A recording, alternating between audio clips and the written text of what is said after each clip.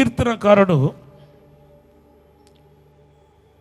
దేవుని కాపరిగా ఎంచుతూ తన గొర్రెగా భావిస్తూ ఒక మాట అంటున్నాడు. సామ్స్ 23:5. నా శత్రువుల ఎదుట నీవు నాకు భోజనం సిద్ధపరచుదువు. నూనెతో నా తల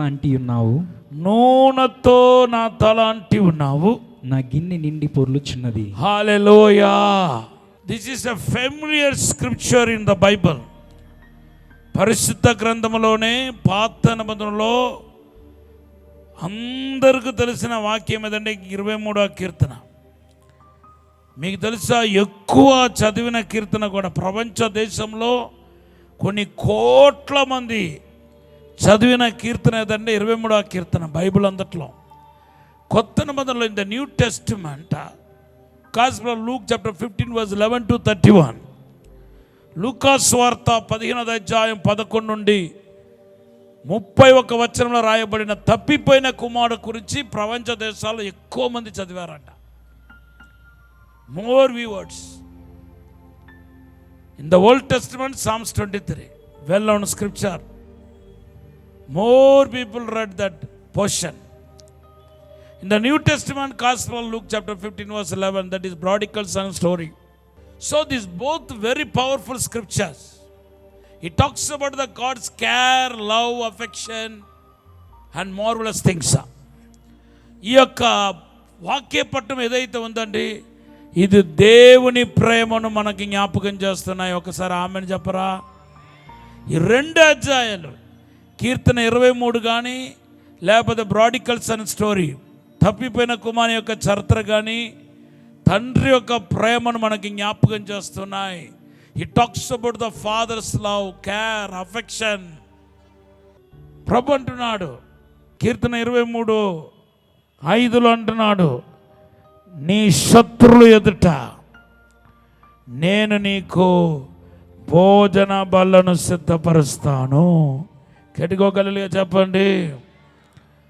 what does meaning? It talks about the finished one.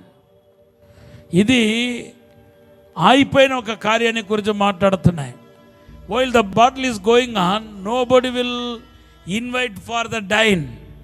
యుద్ధంలో ఉన్న వ్యక్తిని భోజనం చేయమని ఎవరు పిలవరు. ఈవెన్ వారు కూడా, ఆ సైనికులు కూడా భోజనం మీద మనసు పెట్టరు. వాళ్ళు బ్యాటిల్ యుద్ధం కాలంలో ఉన్నప్పుడు ఏ ఒక్కరు భోజనం మీద విందు మీద మనసు పెట్టరు. ఇక్కడ ప్రభు అంటున్నాడు, నేను నీకు ఒక భోజన బల్లను సిద్ధపరిచి ఉన్నాను. హల్లెలూయా. I have prepared a table before your enemies. నీ యొక్క శత్రువుల ఎదుట, ఇన్ ద ఎనిమీ ప్రెజెన్స్. దావీదు తన చెప్పినట్టుగా చెప్తున్నాడు, you prepared a table before me in the presence of my enemies అంటున్నాడు. నా శత్రువుల ఎదుట నాకు భోజన బలను సిద్ధపరిచావంటున్నాడు. దాని ఒక అర్థం ఏంటంటే యుద్ధము ముగించబడ్డాయి. It is already finished. నీకు విరోధంగా రుంబపడిన ఆయుధాలు ఆల్రెడీ ఫినిష్డ్. అయ్యా నేనేమి యుద్ధానికి వెళ్ళలేదు, నాకు యుద్ధాన్ని గురించి ఏమీ తెలియదండి. I don't know about the I never enter in the battle grounds. Yes, it is true. మీరు యుద్ధ కాలంలో అడుగు పెట్టకపోవటం వాస్తవం, నేను కాదంటలేదు. కానీ మీరు అడుగు పెట్టకుండానే దేవుడు మీ యుద్ధాన్ని తన యుద్ధముగా భావించి ఆల్రెడీ దాన్ని ఓవర్కమ్ చేశాడు. ఫినిష్డ్. నీ కొరకు సమస్తం ముగించే దేవుడు నీ యుద్ధాన్ని కూడా ముగించేశాడు. ఎర్ర సముద్రం మునిగిపోయిన ఫరో సైన్యం మరలా లేవలేరు. పడిపోయిన సాతాను మరలా లేవలేడు, ఓడిపోయాడు. ఆయన తలను స్త్రీ సంతానముగా పిలువపడుతున్న యేసుక్రీస్తు చెదకు తొక్కించాడు, వారి క్రియలు లయపరిచాడు. నీ యొక్క యుద్ధాన్ని యేసే ముగించేస్తాడు. సిలువలో నీకు విందు సిద్ధపరిచాడు. అక్కడతో ఆగిపోలేదు. ఫినిష్డ్ అనే దానికి గుర్తు ఏంటంటే నీ తలను నూనెతో అంటుతున్నాడు. హల్లెలూయా. కొంతమందిని దేవుడు దేవదూతల చేత స్వస్థపరచుకుంటా వస్తే అందరి చేత చేయబడి తిరస్కరించబడి కనీస సహాయానికి పిలిచినా కూడా పలుకని సమాజం ఎదుట తొక్కబడిన 38 ఏళ్ళుగా పక్షవాతంతో పడి ఉన్న వ్యక్తి దగ్గరికి యేసు ఎలాగైతే తనే స్వయంగా వెళ్ళి ఆ వ్యక్తిని స్వస్థపరిచాడో అలాగే నిన్ను కూడా ఎవరో ఒక ప్రవక్త చేత అభిషేకించడానికి మాని, ఒక దేవదూతల చేత నిన్ను అభిషేకించడంతో మాని, ఆయనే స్వయంగా నీ దగ్గరికి వచ్చి నిన్ను నూనెతో నీ తలను అంటబోతున్నాడు, నూనెతో అభిషేకించబోతున్నాడు. ఈ రోజు నుండి నువ్వు సర్వ సృష్టికర్త అయిన దేవునికి స్పెషల్. నీకు విందు సిద్ధపరచబడిందంటే దాని ఒక అర్థం ఏంటంటే నువ్వు నూనెతో అభిషేకించబడబోతున్నావు అర్థం. దానికి తోడు దాని తర్వాత నీ గిన్నె నిండి పొంగి పొరలబోతుందని అర్థం. హల్లెలూయా. బైబిల్లో కొంచెంమంది యేసు తలకు అత్తరు పూశారు. 2 చోట్ల ఇది జరిగింది. లూకాసు వార్త 7వ అధ్యాయము 46లో చూస్తున్నాం. యోవాను సువార్త 12వ అధ్యాయం 1 నుండి 3 వచనాల్లో కూడా చూస్తున్నాం. యేసు తలను నూనెతో అంటినట్టుగా కనపడుతుంది. Martha families, Simon families. First time Jesus was invited by Simon families. పరిసేయుడైన సిమియోన్ కుటుంబానికి యేసు పిలువబడ్డాడు. అక్కడ ఒక స్త్రీకి ఆపర్చునిటీ దొరికింది ఆయన్ని నూనెతో అభిషేకించబడ్డాడు. రెండోసారి మనం చూస్తే యోవాను సువార్త 12వ అధ్యాయంలో మేరీ యేసు తల నూనెతో అభిషేకించినట్టుగా మనం చూస్తున్నాం. ఇక్కడ యేసును కాదు మన నూనెతో అభిషేకించటం, యేసే మనలను నూనెతో అభిషేకించబోతున్నాడు. దావీదు అంటున్నాడు, యెహోవా నా కాపరి అంటూ తన గొర్రెకి పోలిస్తూ యెహోవా నా కాపరి అంటూ యెహోవాను చూసి అంటున్నాడు, నా తలను నీవు నూనెతో అంటి ఉన్నావు. యేసు ప్రభు శిలువ మరణానికి ముందు మనము యేసును అభిషేకించాల్సి వచ్చింది. యేసు శిలువ మరణం తర్వాత యేసే మనల్ని నూనెతో అభిషేకిస్తున్నాడు. ఏంటి నూనెతో అభిషేకించడం? మరియా ఎందుకు తన ఇంట్లో నూనెతో అభిషేకించింది? యోవాను సువార్త 12:1-3లో ఈ అభిషేకించబడటం అనేది వెల్కమ్ చేయటం. మిమ్మలను రక్త సంబంధులుగా గుర్తిస్తే, మిమ్మలను సొంత బంధువులుగా గుర్తిస్తే, రక్త సంబంధులుగా గుర్తిస్తే, యూదులకు ఆచార ప్రకారం ఇంటిలోనికి రాగానే మీ తలకు నూనె రాసి మీ పాదాలను కడిగి కూర్చోబెట్టడం అలవాటు. ఆడ తర్వాతనే ముచ్చట్లు, తర్వాతనే విందు, ఇతర కార్యక్రమాలన్నీ జరుగుతాయి. ఇప్పుడు యేసు మిమ్మలను తన బంధువుడుగా, తన రక్తముగా, తన రక్త సంబంధుడుగా గుర్తించాడు. కాబట్టి ఆయన మిమ్మల్ని హోస్ట్ చేసి మిమ్మల్ని నూనెతో అభిషేకిస్తాను అంటున్నాడు. దీంట్లో నాకు అర్థమైంది ఏంటంటే మీరు యేసు వేరు కాదు, మీరు యేసు ఒక్కటి, మనము యేసు ఒక్కటి.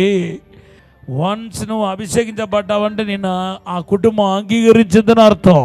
పరలోక కుటుంబం నేను అంగీకరిస్తుందని అర్థం. యేసు నీ మీది అభిషేక తైలాన్ని పోయటం బట్టి పరలోక నేను అంగీకరిస్తుంది, పరలోక కుటుంబం అంగీకరిస్తుంది. నంబర్ 2, లేవియాకాండం 21:12. దేవుని అభిషేక తైలము అనేడు కిరీటముగా అతని మీద ఉండును గనక అతడు పరిశుద్ధ మందిరమును విడిచి వెళ్ళరాదు. హల్లెలూయా. Number 2, the anointing is your crown. Anointing is your crown. ఒక అక్షయమైన కిరీటం నీకు ఆయన తొడిగించబోతున్నాడు. కిరీటం ఎవరికి ఉంటాయి? రాజులకు ఉంటాయి. మరి మీరు రాజులా? నేను రాజును, నేను రాణిని, యేసు క్రీస్తునందు నేను రాణిని, I am the queen or I am the king అని చెప్పడానికి మీకు ధైర్యం చాలట్లా. బైబిల్ చెప్తుంది, రెవల్యూషన్ చాప్టర్ 1:6, ప్రకటన గ్రంథం 1:6 మనలను యేసుక్రీస్తు తన రక్తములో కడిగి రాజులుగా చేశాడట. రాజులుగా చేశాడు. రాజుగా చేయాలంటే నీకు మొదటిగా నీకు కనపడాల్సింది ఏంటంటే క్రౌను, నీకు కిరీటం కనపడాలి. ప్రభు అంటున్నాడు, నా అభిషేకమే నీ కిరీటం, నా అభిషేకమే నీ కిరీటం. నీ తల మీద నేను ఉంచబోతున్న అభిషేకమే, నీ తల మీద నా అభిషేకం ఉండబోతుంది. కాబట్టి అధికారం గలవాడుగా థ్యాంక్యూలను ముందుకు సాగబోతున్నావని పరిశుద్ధాత్మ దేవుడు చెప్తున్నాడు. చివరిగా నీ తల మీద నూనె పోయబడితే, బైబిల్లో పొట్టన వేలు మీద కూడా నూనె పోస్తారు. బైబిల్లో ఉంది, చేతుల పొట్టన వేలు మీద, కాళ్ళ పొట్టన వేలు మీద. నేను అవన్నీ చెప్పట్లా, ఓన్లీ శిరస్సు మీద పోయబడుతున్న తైలం యొక్క మీనింగ్స్ గురించి చెప్తున్నాను. మొదటిగా అంగీకరించబడటం. If God pour the oil upon your head, what does mean? నిన్ను పరలోకం ఐడెంటిఫై చేసింది, అంగీకరించింది.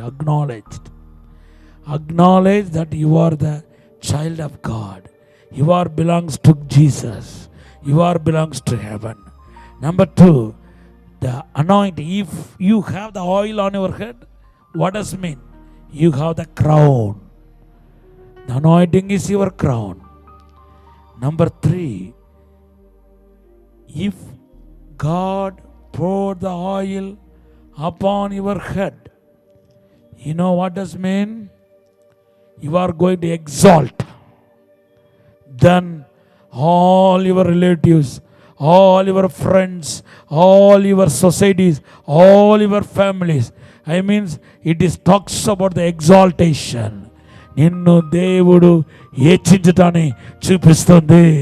ఎబ్రీ పత్రిక 1:9 మీరు చదివితే బైబిల్లో రాయబడి ఉంది, నన్ను చెలికాని కంటే హెచ్చించిన నిమిత్తము నన్ను తలను నూనెతో అంటి ఉన్నావు. You have loved righteousness and hated the wickedness, therefore God has anointed you with the oil of gladness beyond your companions. నీ యొక్క చెలికాని కంటే హెచ్చించబడి నిమిత్తము నీ తల నూనెతో అభిషేకించి ఉన్నాడంట. మీ యొక్క కుటుంబ సభ్యుల కంటే, మీ ఇంటి వారి కంటే, మీ రిలేటివ్స్ కంటే, మీరు పనిచేసే స్థలంలో కూడా మీ తలను మీ పై చేయిగా దేవుడు చేయబోతున్నాడు. కాదా, నీ పిల్లల జీవితంలో మీ పిల్లల్ని దేవుడు హెచ్చించబోతున్నాడు. అందరికంటే మీ పిల్లలే పై ఉండబోతున్నారు, పై స్థానంలో ఉంచబోతున్నాడు దేవుడు, ఉన్నత స్థాయిలో ఉంచబోతున్నాడు. ఎవరెవరైతే గేలి చేస్తారో, ఎవరెవరైతే నా అవమానపరిచారో, నీ పిల్లవాడిని అవమానపరిచారో, నిందించారో, వారి ఎదుటనే దేవుడు తల పైకెత్తుకులాడ దేవుడు చేయబోతున్నాడు. Exaltation. If God anointing on your head, నీ యొక్క తలను దేవుడు నూనెతో అభిషేకిస్తే దానికి విశేషమైన అర్థం ఉంది. Spiritually you are going to be grow. ఆత్మీయంగా నువ్వు ఎదుగబోతున్నావు అని అర్థం. నీకు కొత్త మనసు రాబోతుందని అర్థం. నీ తల మీద నూనె పోసాడంటే దాని ఒక అర్థం ఏంటంటే నీ యొక్క పాత స్వభావం, ఓల్డ్ నేచర్ నిన్ను విడిచి వెళ్ళబోతున్నాయి. కొత్త స్వభావం, కొత్త పోలిక నీలోనికి రాబోతున్నాయి, కొత్త మనస్సు నీలోనికి రాబోతున్నాయి. నువ్వు కొత్త వాడుగా, నూతనత్వం ధరించుకున్న వాడుగా తయారవబోతున్నాను అర్థం.